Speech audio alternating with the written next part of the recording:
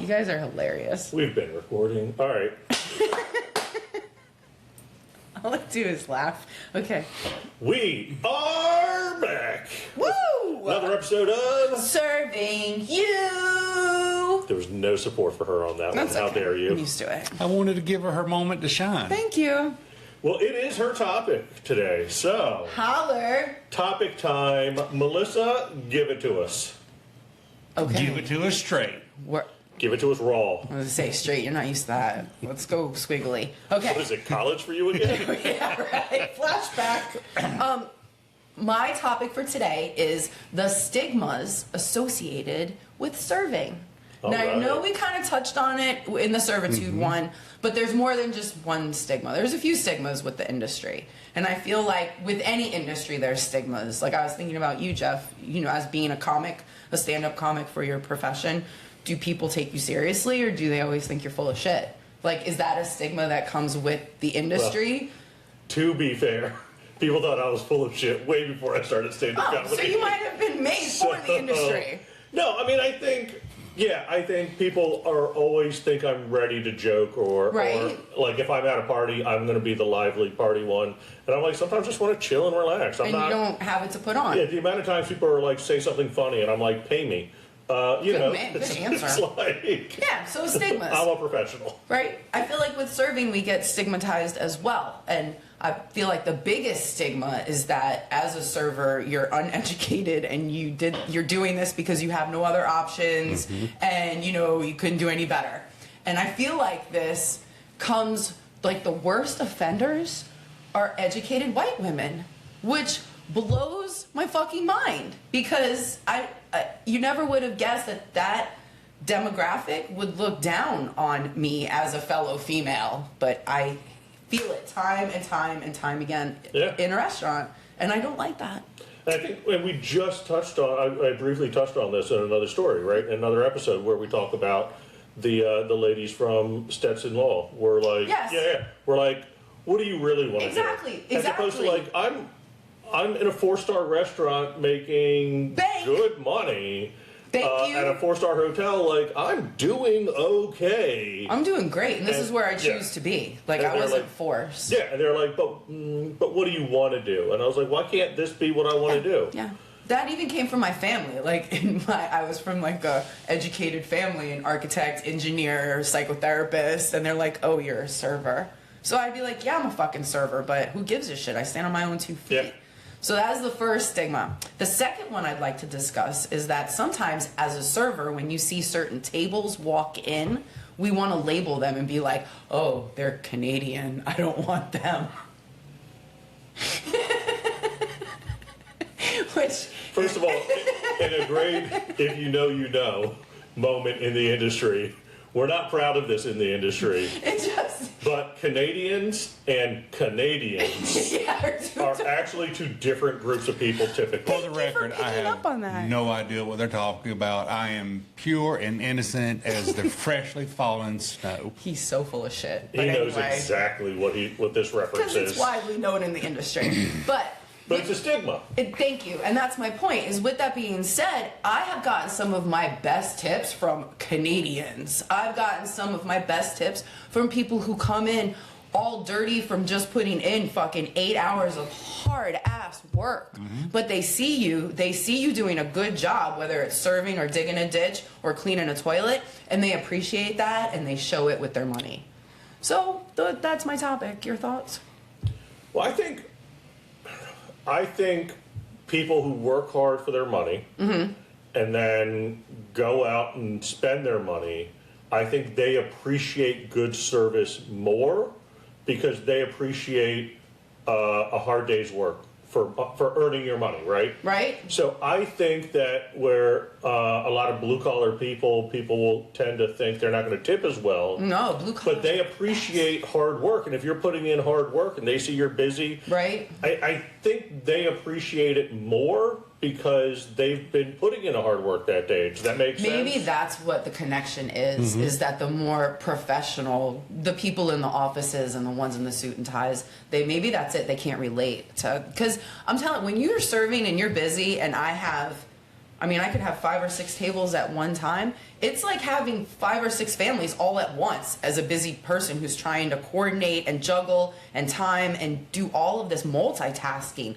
It's not easy. I know people think, oh, you're just serving a table. Dude, it is not that fucking easy. And I think that's where some of it may come from, that they don't realize the skill set that it's not optional.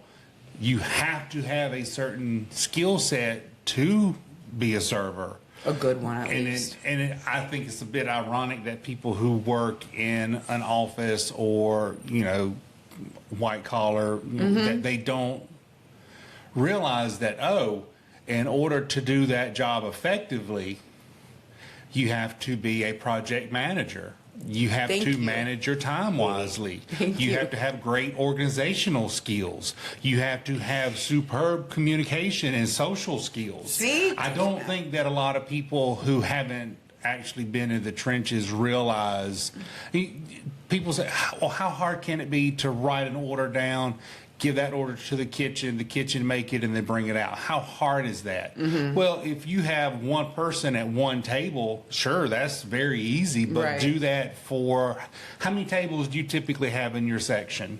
Not on a weekend, but if it's a weekday, I'll have 3, like 8. Yeah, 8 or 9. 8 tables, multiple people at each At table. least. Oh, yeah. And then add to that, you're also interacting with the kitchen, you're interacting with the hostess, you're interacting with the general public because, as people are coming in, I've seen you on a way to a table bring out a to-go order and call out to see if the person is there. I don't think a lot of people understand that whole, what happens from start to finish, A to Z in, I like in how a you labeled restaurant. it with those professional terms. And I think Project manager. I like that. Thank you. in the analogy you had said earlier about comparing it to stand-up comedy, I feel serving falls into the same problem that the better you are at it, the easier it looks. Oh, And the easier it looks, nailed that. the more everybody thinks they can do it. And I will Yes. say that's Oh, one you thing nailed that. in stand-up is like, if you're good at stand-up, it doesn't look like you're working on stage and you're just talking type thing. Yeah. But they don't see the amount of work that's gone into making it look like you're just talking on stage and getting people to laugh. Everybody thinks they're funny. So everybody thinks, so stand-up comics don't get a lot of respect because it's like, yeah, I'm funny. You're not better than me. Like, Right. everybody's funny. Yeah. But there's a lot that goes into making that good elsewhere. Anybody can write down an order. Anybody can do certain things. I can carry a plate from here to there. Sure.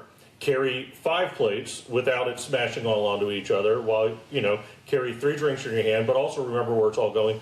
So I think one of the biggest hurdles in good service is, again, the better you are, the easier it looks. The easier it looks, the more people don't think this is a skill set, but it's because you're so good at it. Yeah, that was good, Jeff.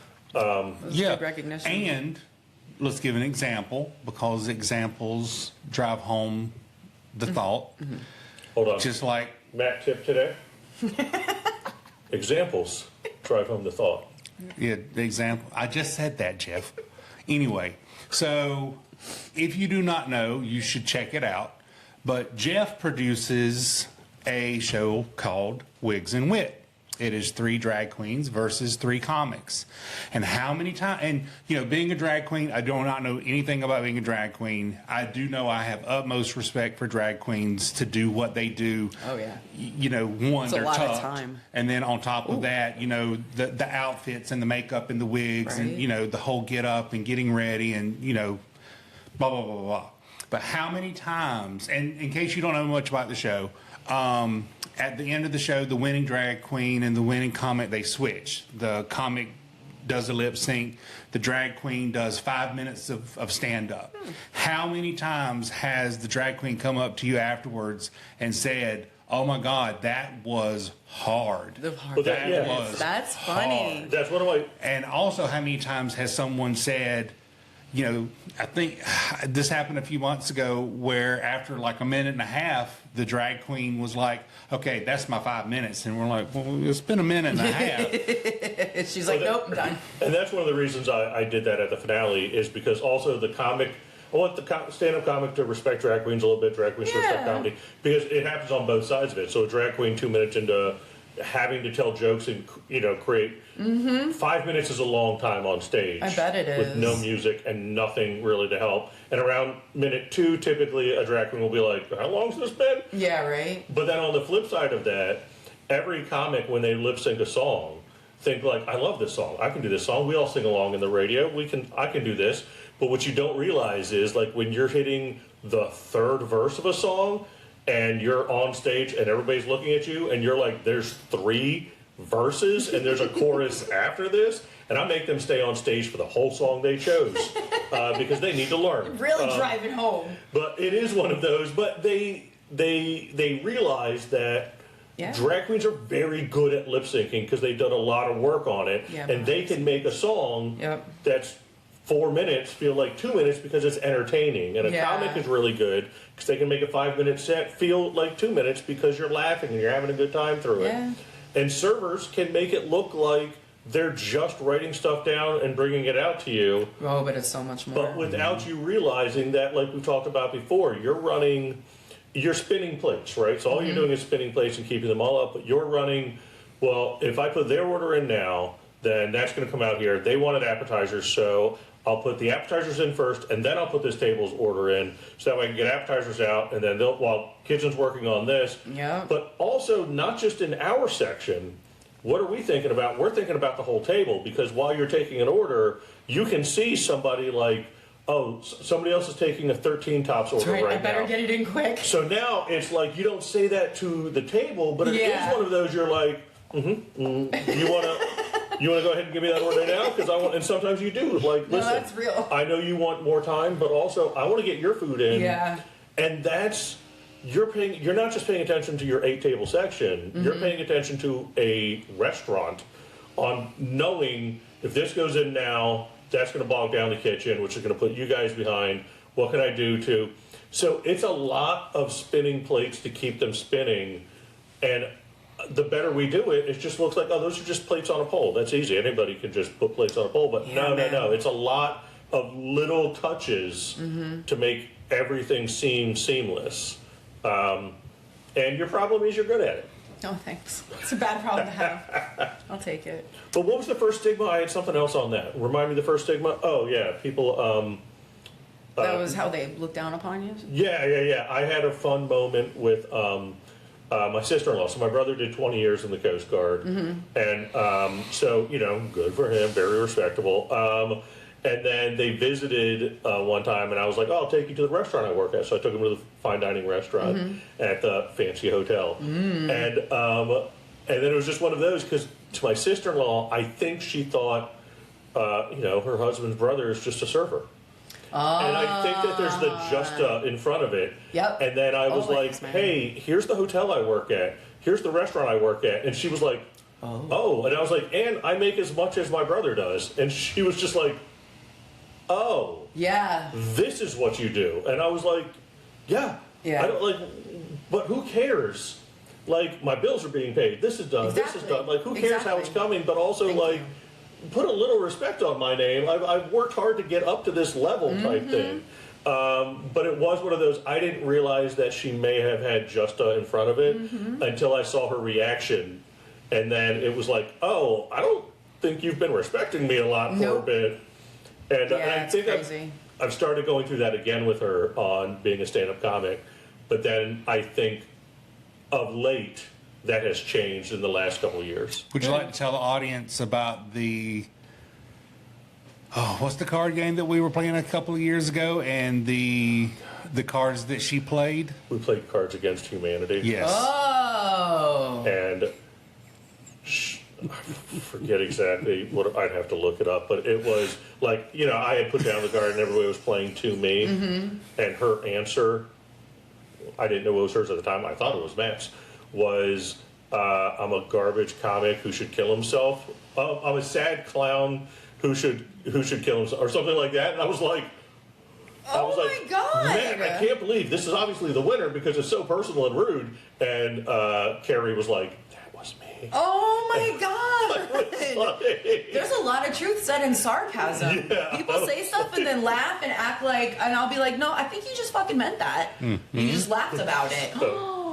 But it is one of those, I think in general, like, listen, if somebody's out there paying their bills, like, Yeah, that's all that fucking matters. good for them. They're not asking you for money. No. Like, just give them some respect on what they're doing. Yeah, it's that perspective. Yeah. And we probably spans industries. I mean, it's not like I go in a grocery store, like you've said before, and look at the clerk. You love the clerks. I know we've talked about this before. Like you'll interact and engage with them. It's not just a person. Where a lot of people is just a fucking grocery store clerk. So I think we do that in life. Why is this self-checkout talking back to me? Jeff, that's a person checking you out. Why is this machine talking to me? Yeah, exactly. So we do. We all do it. We all do it. But the people that are good at it, we enjoy being around them, and we do. enjoy going back to that person. So Why you it's get like, call parties, yeah, gentlemen. and Yeah. podcasts. And podcasts. Yay! And international fame. That's right. One guy in UK. What's up? So. Also, and have a character written specifically about you. I'm so glad. Okay, look, I'm gonna say this. I transitioned the shit out of that she You forgot did. about. I fucking love you. Okay, so speaking of the industry, I had a table. It was probably before Christmas. Come in, a couple, really cool and down to earth. We had dialogue. He was like, something sparked. He left. He came back a couple months later and brought me this book. It's actually a screenplay for a TV series that he wrote. But the really cool thing is, I am a character. Okay? To be clear, she is a character, I but am. she's also a character I'm in also the a character in book. the book, though. Okay, so the story is about the 7 deadly sins in a hotel, and each room is a different deadly sin. And it's basically about people and how they struggle with their inner demons, and some of us overcome our demons, and some of us don't. I am not one of those people. I'm not a deadly sin, at least not in this book. I am the waitress. My name is Melissa in the book, and I legitimately work at a diner. Yeah, I even have my gold tooth and everything. It's awesome, dude. I love it. So, shout out, see? I did notice your last name in there, and I feel like that was a bit rude. Hoback. Sometimes art imitates life, and that is Jeff Tip for today. Yeah, I saw Melissa Hoback. that's legitimately her name. Yeah. No, you're Well, not I wrong. saw that too, but I was not going to comment on it. Okay, well, that's why you use your evil I saw hat. I saw a spoon and went to stir the pot. No. Well, at least it wasn't Melissa Swayback. Okay. All right. Or clapback. Okay, we're done now, gentlemen. Let's move on to something else. We've come up with enough names. Thanks. I had 3 more, but that's fine. We're done. All right, so right, thank you for joining us. Yeah, let's put a bow on it. So, Stigmas. Wrap it up for us. Don't judge a book by its cover. Don't assume that the person serving you is uneducated and couldn't get a fucking better job or anything like that. Just know that you might have a highly educated, really cool person in front of you until they're indifferent, and then fuck them. Preach. Yeah. Preach. Okay. All right, that's Let's move another on. episode of Serving you.